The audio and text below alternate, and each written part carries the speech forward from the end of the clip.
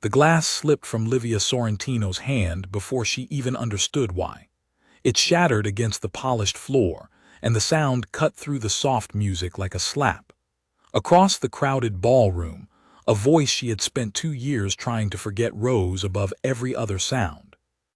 "You did this to me," Trevor Blackwood shouted, pushing through a cluster of guests in tailored suits. "You ruined me, and now you stand here like you belong." Livia's heart slammed against her ribs. She was not a guest at this gala. She was the woman who had planned every plate of food on every table, the coordinator who had spent 3 sleepless nights making sure the evening ran without a single flaw. And now the man she had once loved was tearing that flaw open in front of 200 important people. "Trevor, stop," she said, keeping her voice low, trying to hold what little dignity she had left. "You've been drinking. This is not the place." "Not the place," he laughed, and the sound was ugly. His face was red, his eyes wild. "You took everything from me, my deal, my name, my reputation. You whispered lies to the wrong people and watched me fall." That was not true, and he knew it. His deal had collapsed because he had lied to his own partners, and Livia had simply refused to lie for him. But truth did not matter to a man like Trevor when his pride was bleeding. He wanted someone to blame, and she was standing right in front of him, easy and unprotected. The guests around them fell quiet. Some looked away, embarrassed. Others leaned closer, hungry for a scene they could talk about later. A woman in a silver dress lifted her phone. Livia felt the heat of every stare land on her skin like burning coals. She backed away until her shoulders touched a cold marble column. There was nowhere else to go. Trevor followed, close enough now that she could smell the whiskey on his breath. "Say you're sorry," he demanded. "Say it in front of all of them." "I have nothing to be sorry for," she answered, and though her voice shook, she did not look down. His hand rose. It was only meant to point, to jab the air near her face, but the movement was sharp and full of anger, and Livia flinched hard against the stone. And then, without a sound, a shadow fell between them. A man had crossed the entire length of the ballroom, and no one had heard him move. He was tall, dressed in black that fit him like it had been sewn onto his body, and he simply stepped into the small space between Livia and her ex as if he had every right in the world to be there. He said nothing. He did not raise his hands or his voice. He only stood still and calm, his back to Livia and his eyes fixed on Trevor. The whole room seemed to stop breathing. Trevor's arm froze in the air. Something in the stranger's stillness reached into him and drained the color from his face. Livia watched the change happen, watched the loud, drunk anger crumble into a raw and sudden fear. "Do you know who I am?" Trevor tried, but his voice cracked in the middle of the sentence. The man did not answer. He only tilted his head very slightly, the way a person might look at a small problem they were deciding whether to bother solving. It was worse than any shout. It was the quiet of a man who never needed to be loud because loud was for people who were afraid of being ignored. A waiter nearby had gone completely still, a tray trembling in his hands. 2 men in dark suits appeared at the edges of the room, not rushing, just present, watching the stranger the way soldiers watch a general. Livia understood then, in the pit of her stomach, that she was standing behind someone the whole city feared. Trevor lowered his arm. "This isn't," he started, then stopped. He swallowed. "This is a private matter." Finally the man spoke, and his voice was so quiet that Livia had to strain to hear it, even from inches away. "It was private," he said. "You made it public, now you will leave." It was not a threat. There was no anger in it. It was simply a fact, stated the way one states the time of day, and somehow that made it more terrifying than a scream ever could have been. Trevor's mouth opened and closed. He looked around, searching the faces of the crowd for someone who would stand with him, and found no one. Every eye that met his slid quickly away. He was alone, and he knew it. His shoulders sank. Without another word he turned and walked toward the doors, his steps too fast, nearly stumbling as if the floor itself were pushing him out. The music, which had faltered, picked up again. Conversations restarted in low, buzzing whispers. The gala went on because galas always went on, but the shape of the evening had changed, and everyone in the room knew it. Livia realized she was still pressed against the column, her hands shaking, her breath coming in short pulls. The stranger turned to face her at last. His eyes were dark and steady, and they held something she did not expect. Not pity, not hunger, just a kind of careful attention, as if he were reading a page he wanted to understand. "Are you hurt?" he asked. "No," she managed. "No, I'm fine." She was not fine. Her whole body was trembling, and he could clearly see it. Without a word, he reached to a passing tray, took a clean cloth napkin, and folded a single cube of ice into it. He pressed the small bundle gently into her hand and closed her fingers around it. "For the shaking," he said. "The cold gives your hand something else to think about." Livia stared at him. "Who are you?" But he was already stepping back. He gave her the smallest nod, the kind that carried a whole sentence inside it, and then he turned and walked away, disappearing into the crowd as smoothly as he had come. The two men in dark suits melted after him. She stood alone by the column, an ice cube melting cold against her palm, watching the space where he had been, and could not have said what she felt. Fear, yes. Confusion, certainly. But underneath those, thin and strange, a thread of something warmer that she did not want to name. She did not even know his name. She would learn it soon enough, and she would learn that knowing it was a door that only opened one way. For the rest of the night she moved through her duties like a woman half asleep.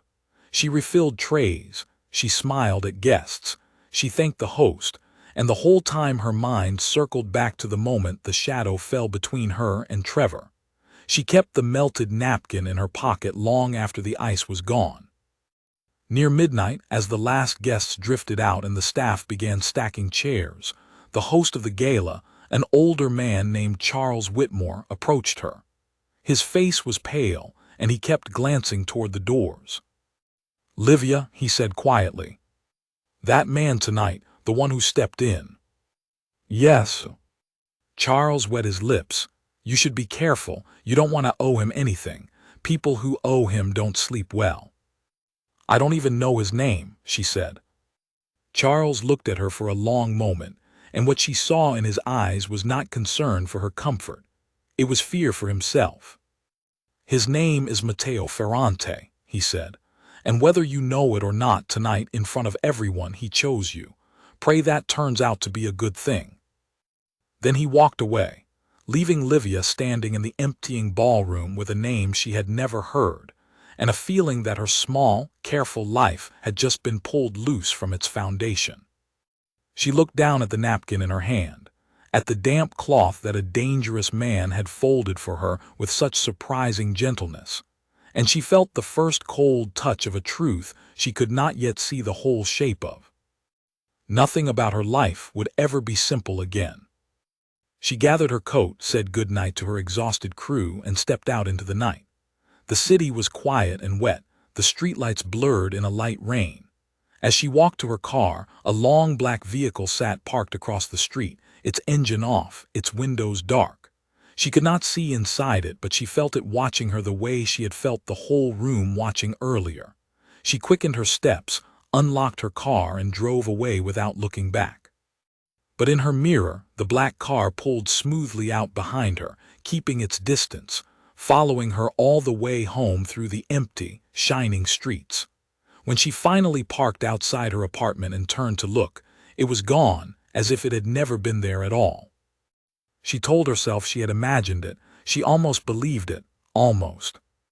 That night she lay awake staring at the ceiling, listening to the rain, and thinking of a quiet voice and a folded napkin, and a name that tasted like danger on her tongue. Matteo Ferrante.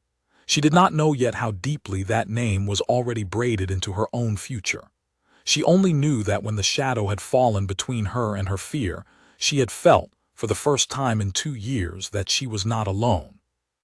And she hated how much she had wanted that feeling to stay. The morning came gray and slow. Livia made coffee she did not drink and stood at her window watching the street, half expecting the black car to be there. It was not. The ordinary world went on beneath her, people walking dogs, a delivery van idling, a child dragging a backpack toward school. It all looked so normal that she almost laughed at herself for the fear that still sat in her chest. Then her phone rang, and the number was blocked. She let it ring 3 times before she answered. "Hello." "Miss Sorrentino." The voice was warm, professional, a woman's voice. "My employer would like to speak with you. A car is waiting outside your building. There is no rush. He asks only that you come when you are ready." Livia's fingers tightened on the phone. "And if I say no?" There was a small pause. "Then the car will leave and you will not be troubled. The choice is yours. He wanted me to make that very clear." That somehow made it harder. If they had demanded, she could have refused out of pride. But an open door with no lock is the hardest thing to walk away from. She looked out the window again, and there it was, the long black car, parked and patient, a driver standing beside it with his hands folded. "Tell him I'll come," she heard herself say. "But I want to know why he stepped in last night. That's the only reason I'm agreeing." "He expects nothing less," the woman said, and the line went dead. Livia dressed carefully, not to impress but to armor herself, choosing clothes that made her feel like a professional and not a frightened woman. She went downstairs. The driver opened the door for her without a word, and she slid into a seat softer than any she had ever sat in. The car pulled away into the bright, indifferent city, and she folded her hands in her lap and told herself she was in control. She was not, and part of her already knew it. But she went anyway, carried forward by a question she could not let go of, toward a man whose silence had said more to her in one moment than Trevor had said in 2 years. The car moved through streets she knew, and then streets she did not, climbing away from the busy center toward a quieter district where old stone buildings stood behind iron gates. It slowed before one of them, and the gates opened on their own. Inside was a courtyard, green and still, with a fountain at its center and not a single sound of the city. It was the kind of quiet that money buys and power protects. Livia stepped out, smoothed her coat and lifted her chin. Whatever waited inside, she would meet it standing straight. A tall wooden door opened before she reached it. And there, framed in soft light, stood Matteo Ferrante, exactly as calm as she remembered, exactly as unreadable. But this time, when his eyes found hers, she thought she saw something flicker there, just for a moment, before the stillness closed over it again. "You came," he said. "I want an answer," she replied. "Then I'll decide whether I ever come again." The corner of his mouth moved, not quite a smile. "Good," he said, and stepped aside to let her in. "That is exactly the right way to walk into my house." And Livia Sorrentino, catering coordinator, ordinary woman, crossed the threshold into a world she did not understand, carrying nothing but her courage and a question, not knowing that the answer would change everything she thought she knew about safety, about danger, and about the strange man who had chosen, in front of everyone, to step between her and the storm. The inside of the house was warmer than she expected. She had imagined cold marble and hard edges, the home of a man everyone feared. Instead, there were books, dozens of them, filling shelves that reached the ceiling. There was a fire in a stone hearth, and the smell of coffee, and a large window that looked out over the still green courtyard. It looked like the home of a thoughtful man, not a frightening one, and that contrast unsettled her more than any threat could have. Matteo gestured to a chair near the fire. "Sit, please. You look like a woman braced for a fight that isn't coming." "Isn't it?" she said, but she sat. He poured 2 cups of coffee and handed her one. His hands were steady and careful, the same hands that had folded ice into a napkin. He settled into the chair across from her and did not speak right away. He simply looked at the fire, giving her space, and she understood that this was a man who was comfortable with silence in a way most people never were. "You want to know why I stepped in?" he finally said. "Yes." He turned his gaze to her, and it was direct and unhurried. "Because I have watched a man like your Trevor shout at a woman before," he said, "in a room full of people who looked away. And I did nothing because it was not my business, because I told myself she was a stranger and her troubles were not mine." He paused, and for a heartbeat something old and heavy passed behind his eyes. "She did not survive that night, and I have spent years learning that looking away is its own kind of choice. So last night, when I saw his hand rise, I decided I would not look away again." Livia sat very still. Whatever answer she had expected, it was not this. It was not a claim on her, not a scheme, not a demand. It was grief, plain and honest, the kind a person does not invent. "I'm sorry," she said quietly. "Do not be," he said. "It was long ago, but you asked why, and that is why. Not because I want anything from you, because I could." He set down his cup. "You are free to walk out of that door and never see me again, Miss Sorrentino. I would think no less of you. In fact, I would think more." She studied him, this man of dangerous reputation sitting quietly by his fire, and she felt the ground shift beneath the story she had built about him overnight. "Then why do I feel," she said slowly, "like walking out that door is not as simple as you're making it sound?" For the first time, Matteo Ferrante truly smiled, and it was a small, tired, honest thing. "Because you are not a fool," he said, "and because there is something I have not yet told you, something about your business and how it is funded that you deserve to know before you decide anything." He leaned forward, and the firelight caught the seriousness in his face. "Sit with your coffee, Livia. This part, I'm afraid, is going to be harder to hear." And outside, beyond the quiet green courtyard and the iron gates, the city rumbled on, unaware that in a warm room full of books, two lives had just begun to knot themselves together in a way that neither of them could yet undo.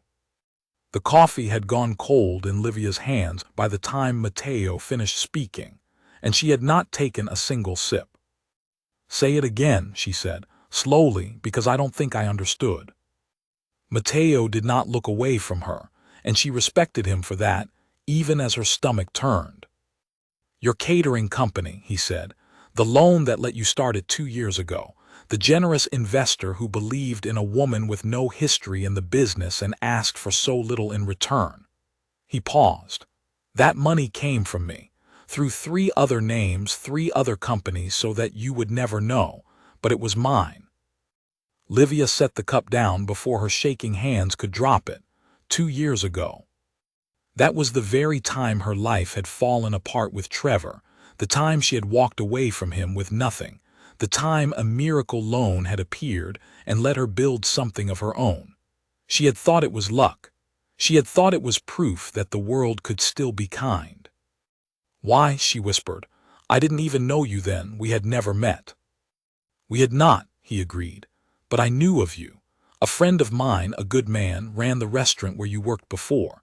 He told me about a young woman with real talent and a partner who was slowly crushing her. He asked me, quietly, if there was a way to give her a door out of that life without her ever having to owe a man like Trevor a single thing more." Matteo's jaw tightened. "That friend died a year ago." "I kept the promise anyway." Livia stood up. She could not sit. She walked to the tall window and looked out at the fountain, at the still water, and tried to fit this new truth into the shape of her life. "So everything I built," she said, "the thing I was most proud of, the one clean good thing that was mine, was never mine at all."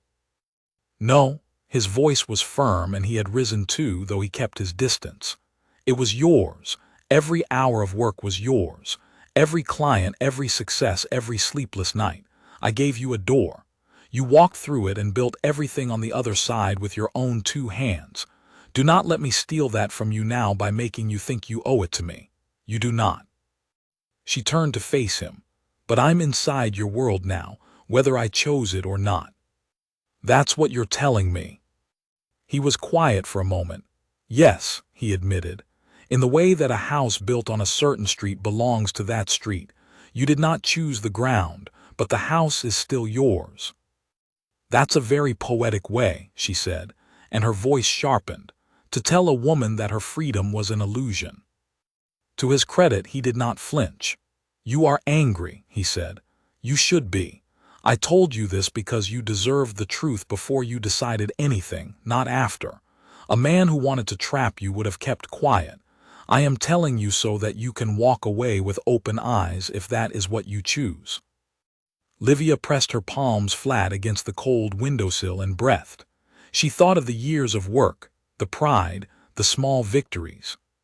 She thought of Trevor shouting in the ballroom, and of the way this man had stepped between them without a word. The two feelings warred inside her, gratitude and betrayal, safety and fear, and she could not tell which would win. "There's more," she said, reading his face. "Isn't there? You have that look like a doctor about to give bad news twice." Matteo almost smiled. "You see people clearly," he said. "It will serve you well or get you hurt. I have not decided which." Then the small warmth faded. "Yes, there is more. Trevor did not just embarrass himself last night. He has spent the days since making calls." "Calls to whom?" "To people who dislike me," Matteo said. "There are always such people. He has learned somehow that you and I are connected. And he has decided that hurting your business is the fastest way to hurt me, or at least to feel powerful again after being made small in front of the city." Matteo's eyes were steady. "He is trying to have your contracts canceled, your suppliers pressured, your name quietly stained. It is already beginning." Livia's mouth went dry. "He can't do that. He has no power anymore. You saw him last night. He's a joke. He's finished." "A finished man with nothing left to lose," Matteo said softly, "is the most dangerous kind. He does not calculate. He does not stop to think what it will cost him, because he believes he has already lost everything. Those are the men who burn houses down just to watch someone else lose too." The room felt smaller suddenly. Livia thought of her staff, her cooks and servers and drivers, the people who depended on her for their living. If her business fell, they fell with her. "So what happens now?" she asked. "You step in again, you make him disappear." She heard the edge in her own voice, the fear behind it. "Is that how your world solves things?" Matteo's face did not change, but something in his stillness grew colder. "I could," he said simply. "It would be easy. And it is exactly what you are afraid of, and exactly why part of you wants to run out that door and never look back." He took a slow breath. "But I am not going to do that, not because I could not. Because you would never forgive it, and because I made a promise long ago to protect people without turning them into people who need protecting from me too." Livia stared at him. "Then what?" "Then I offer you a choice," he said. "You can let me handle Trevor my way quietly, legally, using the power I have to protect what you built, and you can stay well back from it and never know the details. Or," he paused, "or you can stand beside me and see exactly how it is done, so that nothing about my world is ever hidden from you again, so that you decide with your eyes fully open whether I am a man you can bear to know." It was, she realized, the most honest offer anyone had ever made her. Trevor had always hidden things, always managed her, always decided what she was allowed to see. This man was doing the opposite, and it terrified her more than the hiding ever had, because it left the choice entirely in her hands. "Why does it matter to you," she asked slowly, "whether I can bear to know you? You said you want nothing from me." For the first time, Matteo Ferrante looked almost uncertain. It lasted only a moment, but she saw it. "I said I wanted nothing from you last night," he said. "That was true last night." He held her gaze. "I find it is becoming less true by the hour, and that is a complication I did not plan for and do not entirely welcome, because a man like me should not want things he cannot have without ruining them." The room was very quiet. The fire cracked. The fountain murmured beyond the glass. Livia's heart was doing something complicated in her chest, something that was not fear and was not anger, and she did not have a name for it either. "I need to think," she said, "about all of it. My business, Trevor, I can't decide this in an afternoon." Of course, he said, stepping back to give her room, always giving her room. Take whatever time you need. My driver will take you home. Nothing will happen without your knowing. He walked her to the door, and at the threshold he stopped. Livia, whatever you decide about me, decide to protect yourself first. Lock your doors. Trust your instincts. If Trevor comes near you, call the number my assistant gave you before you call anyone else. Not because I own you. Because he is more dangerous than he looks, and I would not forgive myself for a second person I could have protected and did not. She looked at him, this quiet man who kept surprising her, and she nodded. The drive home passed in a blur. She barely saw the streets. Her mind spun in circles, gratitude and fear and something warmer chasing each other with no end. When the car let her out, she stood on the pavement for a long time before going up. That night she could not sleep. Somewhere past 2 in the morning, her phone lit up with a message from an unknown number. Her breath caught, thinking it was Matteo, but it was not. It was Trevor. You think he can protect you, the message read. He can't be everywhere. And I know exactly where you'll be on Friday. Livia sat up in the dark, her heart pounding, and stared at the words until they blurred. Friday. Friday she had a large event booked, a wedding, dozens of guests, her whole crew present. If Trevor made a scene there, or worse, he would not just hurt her, he would hurt her people and her name in one blow. Her thumb hovered over Matteo's number. She thought of his warning. She thought of his offer, stand beside me and see how it is done. She thought of the 2 years of pride he had told her were still hers.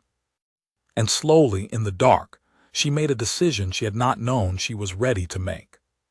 She did not call Matteo to be saved. She called him to fight. He answered on the first ring, wide awake, as if he had been waiting. He messaged me, she said, her voice steady now. He knows about Friday, and I don't want you to handle it for me while I hide in the back. You made me an offer this afternoon. I'm taking the second one. I want to stand beside you and see exactly how this works, and then I'll decide about everything else. But right now, I'm done being someone things happen to. There was a pause on the line. When Matteo spoke, there was something in his voice she had not heard before, something that was almost warmth, almost pride. Then get some sleep, Livia Sorrentino, he said quietly, because tomorrow we begin, and I promise you this. By the time we are finished, Trevor Blackwood will never send you a message in the dark again. She ended the call and lay back in the dark, and for the first time in 2 long years, the fear in her chest had a partner sitting beside it, and that partner was not weakness. It was resolve. Rain streaked the windows of the car as it pulled up outside a plain office building the next morning, and Livia stepped out into a world she had only ever seen from the edges. Matteo was waiting inside, standing at the head of a long table where 3 people sat with laptops and folders. He looked up when she entered, and the small nod he gave her carried respect in it. This is Livia Sorrentino, he told the others. From this moment she hears everything. Nothing is hidden from her. Is that understood? The 3 nodded. Livia took the seat he pulled out for her, and she did not miss that he sat beside her, not above her. Show her, Matteo said. A woman named Grace, sharp-eyed and calm, turned a laptop toward Livia. Blackwood has contacted 6 of your suppliers, she said. He's offering them better rates through a rival company if they drop you. 3 have already wavered. He's also filed a false complaint with the city health office to trigger an inspection during your Friday event. The goal is simple. Ruin the wedding, humiliate you in front of a crowd, and make you look unreliable to every future client in the city. Livia's hands curled into fists on the table. It was worse than she had imagined, and colder. This was not the drunk shouting of a broken man. This was planned. He's smarter than he was last night, she said. No, Matteo said quietly. He is more desperate, and desperate men are predictable because they are always looking for the fastest wound. That is how we will beat him, not by force, by being 3 steps ahead of a man who cannot see past his own anger. He nodded to Grace. Tell her the plan. And Grace did. It was not what Livia had feared. There was no violence in it, no threat, nothing that would have made her stomach turn. It was a plan built out of contracts and phone calls, out of loyalty and law, out of the quiet power of a man who could make one call and remind 6 suppliers exactly whose city they operated in, without ever once raising his voice. Your suppliers stay with you, Grace explained, because they will discover overnight that dropping you would cost them far more than they would gain. The false health complaint gets answered before Friday, so the inspection happens tomorrow instead, clean and scheduled, and by the wedding your kitchen has a fresh certificate on the wall. And Blackwood's rival company, the one he made his deal with, learns this afternoon exactly who they climbed into bed with and drops him by evening. Livia sat back stunned. That's it, no threats, no one gets hurt. Matteo looked at her and there was something almost sad in his eyes. You expected monsters, he said. Everyone does. The truth is duller and stronger. Real power rarely needs to shout, Livia. It only needs to be certain. The men who threaten are the men who are afraid. I stopped being afraid a long time ago. He paused. That is not a good thing about me. It is only a true one. She studied him, and slowly she understood something. He was not showing her his world to impress her. He was showing it to warn her. He wanted her to see the coldness in him clearly, the certainty that could move 6 companies with a whisper, so that she could never say later that she had not known what he was. You're trying to scare me off, she said softly, even now, even while you help me. He did not deny it. I am trying to let you see all of me, he said. The gentle part that folds ice into a napkin and the cold part that can end a man's plans before breakfast. Both are real. A woman deserves to know both before she decides whether to stand beside a man. Trevor never let you see the worst of himself until it was too late. I will not make the same trade for your trust. Livia was quiet for a long moment. The rain tapped the windows. The 3 staff members worked steadily, not listening or pretending not to. Then let me see the rest, she said. Friday. I want to be there when Trevor realizes it's all fallen apart, not to gloat, to make sure he understands once and for all that I am not afraid of him anymore. Matteo studied her and then he nodded. Then you will be there, he said. But hear me, he may come anyway. A cornered man does the thing that makes the least sense. If he does, you do not run and you do not fight him with your hands. You stand still and you let him break himself against your calm. That is the hardest thing in the world to do, and it is the only thing that truly beats a man like him. His voice softened. Can you do that? Livia thought of the ballroom, of pressing herself against the marble column, of flinching, and she thought of how far she had already come in 3 short days. Yes, she said, I can. The next 2 days moved fast. One by one, the pieces Grace had described clicked into place. Livia watched suppliers who had wavered call her back, warm and apologetic, insisting they had never meant to leave. She watched a health inspector arrive a full day early, walk through her spotless kitchen, and hand her a fresh certificate with a smile. She watched from a careful distance, as Trevor's rival company quietly dissolved its arrangement with him without ever explaining why. Through all of it, Matteo stayed close but never in front. He did not take over. He did not decide for her. He stood at her shoulder and let her make the calls, offering only a word when she asked for one. And Livia felt something she had not felt in years growing steadily in her chest. Not dependence. Strength. The particular strength of a person who is no longer facing the storm alone. On Thursday night, they stood together in her empty catering hall, the tables set for the next day's wedding, candles unlit, everything ready. Why are you really doing all this? She asked him. And don't tell me it's an old promise to a dead friend. That was true once. It's not the whole truth now. Matteo was quiet for a long time. The candlelight was not yet lit, but the street lamps threw a soft glow through the windows, and it caught the lines of his face.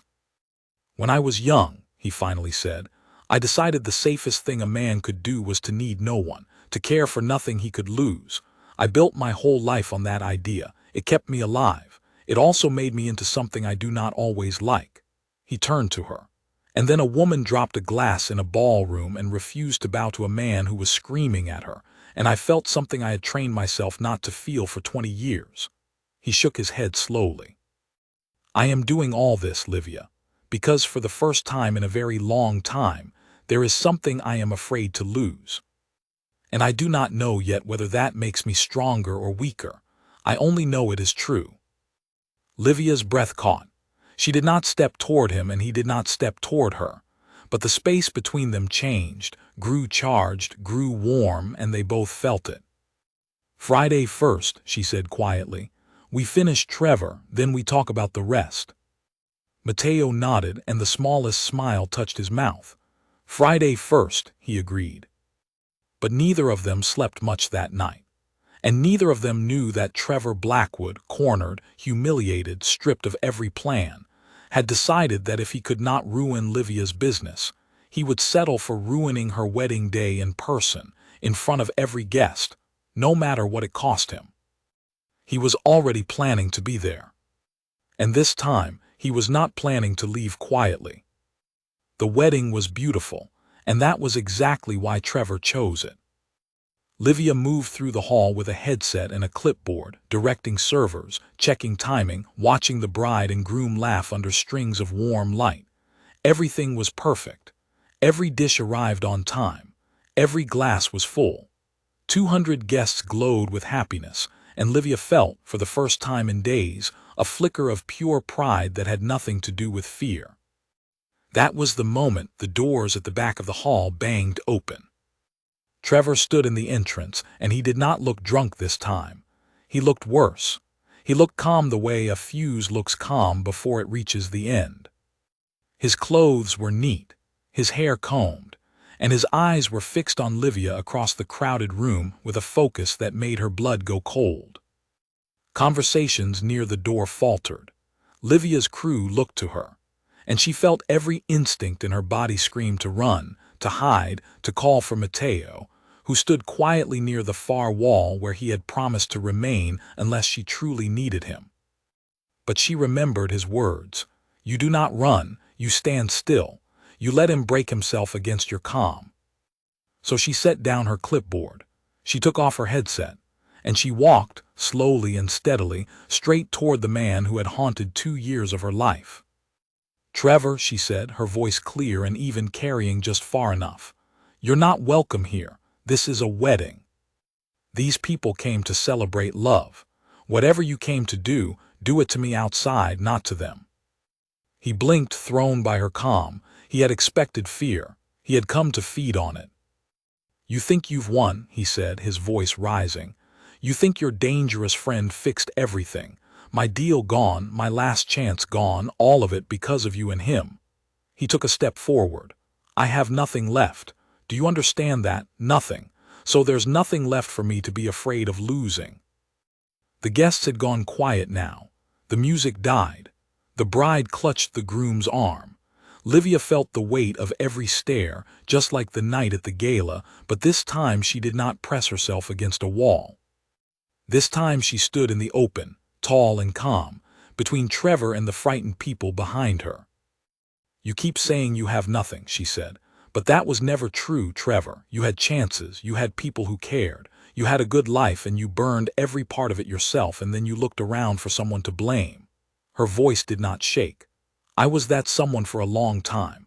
I let you make me small because I thought that was the price of peace. But I'm done. I'm not the woman you can shout into silence anymore, and nothing you do here today will change that." Something cracked in Trevor's face. The calm slipped, and behind it was the truth. A frightened, hollow man who had built his whole self out of blaming others and had finally run out of people to blame. His hand went toward his coat pocket. A jerky, desperate movement, and a gasp went through the guests. And then for the second time, a shadow moved. But it was not Matteo who stepped forward first. It was Livia. She stepped into Trevor's path, close, unafraid, her eyes locked on his. "No," she said quietly. Whatever you think is in that pocket, whatever last cruel thing you came here to do, look at me first. Really look. I am not afraid of you. I will never be afraid of you again. And that means you have already lost the only thing you came here to take." Trevor froze, his hand halfway to his pocket, staring at the woman who used to flinch and now would not.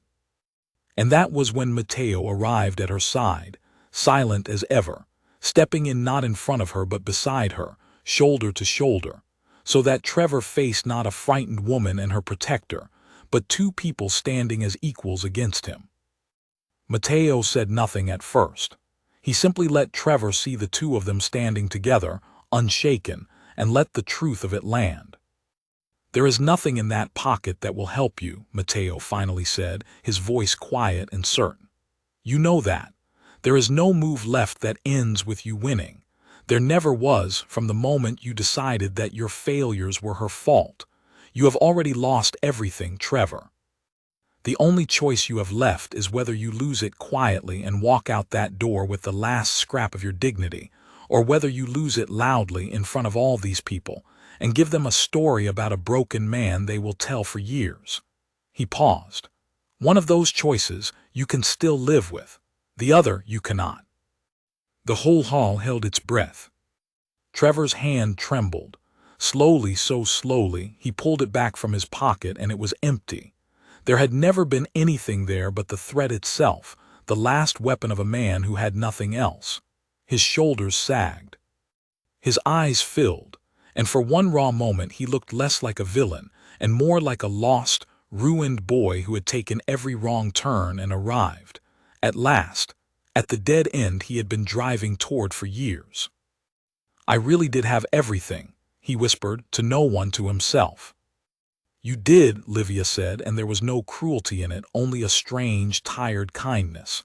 "And I hope someday you build something honest out of what's left, but not here, not near me.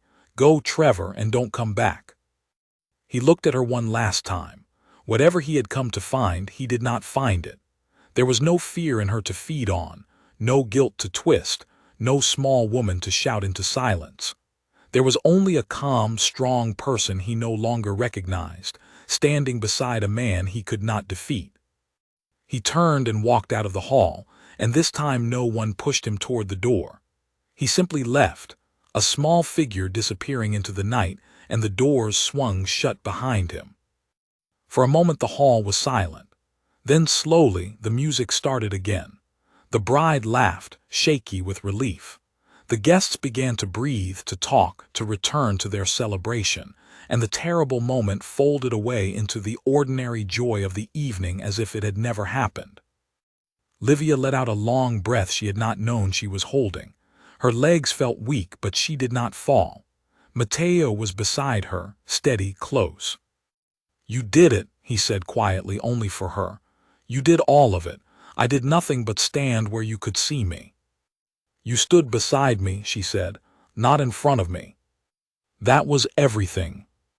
He looked at her, and in his dark, careful eyes she saw the thing he had told her he was afraid of, the thing he had trained himself for 20 years not to feel, sitting right there in the open now, no longer hidden. "Yes," he said simply, "beside you. I think I finally understand the difference." The rest of the wedding passed in a warm blur. Livia's crew looked at her with a new kind of awe. The bride hugged her and thanked her, never fully understanding what had happened, only that their coordinator had faced something frightening and had not let it touch their day. And through it all, Livia felt the last 2 years of fear finally loosen their grip on her chest and fall away, piece by piece, until she could breathe all the way to the bottom of her lungs again. Later, when the last guest had gone and the candles were burning low, she and Matteo stood alone in the emptying hall. "It's over," she said. "Isn't it? He's finished. He won't come back." "He won't," Matteo agreed. "Men like Trevor need a victim to keep going. You stopped being one tonight in front of everyone. There is nothing left for him here." He paused. "Which means my part is done too. The debt structure, the loan, the ties between your business and my world, I can unwind all of it. By next week, if you wish, you will be entirely free. No connection to me. No shadow of my world over your life, clean." He met her eyes. "You would never have to see me again." Livia went very still. The offer hung in the air between them, and she understood at once that it was the most generous and the most difficult thing he had ever said to her. He was giving her the one thing she had wanted from the beginning, the return of her freedom, no strings, no cost. He was handing her the door and standing back from it, exactly as he had promised. And she understood, too, that he was terrified of her answer, though he would never show it. "Is that what you want?" she asked softly. "No," he said, and the honesty of it was almost painful. "It is what I think I owe you. Those are not the same thing." He looked away into the candlelight. "I have spent my life certain of everything. Now I find I am certain of only one thing, and I am not allowed to want it, because wanting it would be selfish, and you have had enough of selfish men." Livia stepped closer to him, closing the careful space he always left, and this time he did not step back. "Let me decide what I've had enough of," she said. "You keep offering me freedom, Matteo. You keep opening doors and standing back and telling me to walk through them. So let me use that freedom right now to make a choice you didn't offer." She took a slow breath. "I don't want the clean version where I never see you again. I want the true one. The one where I know exactly what you are, the gentle part and the cold part, and I choose to stand beside you anyway, not because I need protecting. Not because I owe you. Because somewhere in the last week I stopped being afraid of the storm, and I started being unafraid because of you." Matteo Ferrante, who had not needed words in a room full of frightened people, who had ended men's plans with a whisper, stood completely still, and for the first time Livia saw him at a loss. "You do not know what you are choosing," he said quietly. "I do," she said. "I've seen more of your world in 1 week than most people see in a lifetime. I've seen you cold, and I've seen you kind, and I've seen you give me every chance to run. I'm not choosing blind, Matteo. I'm choosing with my eyes wide open. That's the whole point." Slowly, carefully, he reached out and took her hand, the same hand he had once folded ice into, and he held it as if it were something he had waited his entire life to be allowed to touch. "Then I have one condition," he said. "Tell me." "An equal," he said. "Always, not something I protect, not something I own. A partner who sees everything, who tells me when I am wrong, who never has to press herself against a wall again because she stands in the open by choice." His voice was low and rough with feeling. "I have had enough of a life where no one is brave enough to look me in the eye. Be the one who does. That is all I ask." Livia's eyes stung, but she was smiling. "That," she said, "I can do." Weeks later, the season turned, and the city held another gala in the same grand ballroom where it had all begun. The same chandeliers glittered. The same important people gathered in their fine clothes. And when the tall doors opened and Matteo Ferrante entered, the same silence fell over the room, the hush of 200 people remembering to be afraid. But this time, he did not enter alone. Livia Sorrentino walked in beside him, her hand resting lightly on his arm, her chin high, her eyes calm and clear. She wore no armor now, only confidence, and she met the stares of the crowd not with fear but with a quiet, steady grace that made more than one guest look away first. They crossed the floor together, past the very marble column where a frightened woman had once pressed her back and flinched. Livia glanced at it and felt nothing but a distant, kind memory of the person she used to be. She was not that woman anymore. She had walked through fire and come out the other side standing straighter, and the whole room could see it. Near the center of the ballroom, a group of guests parted to let them pass, and in their whispers Livia caught the shape of the story that had spread through the city. The woman who stood up to the Mafia boss. The woman he stepped between the world and. The only person alive who could look Matteo Ferrante in the eye and make him smile. Let them tell it, she thought. Let them tell it wrong or right. She knew the truth, and the truth was better than any story. The truth was that a man who had built his whole life on needing no one had learned, at last, to stand beside someone. And a woman who had been shouted into silence had learned, at last, to raise her own voice and never lower it again. Matteo leaned close, his voice a low murmur only she could hear. "Do you remember," he said, "the last time we stood in this room?" "I remember every second of it," she said. "You were afraid," he said gently, "and I stepped between you and your fear."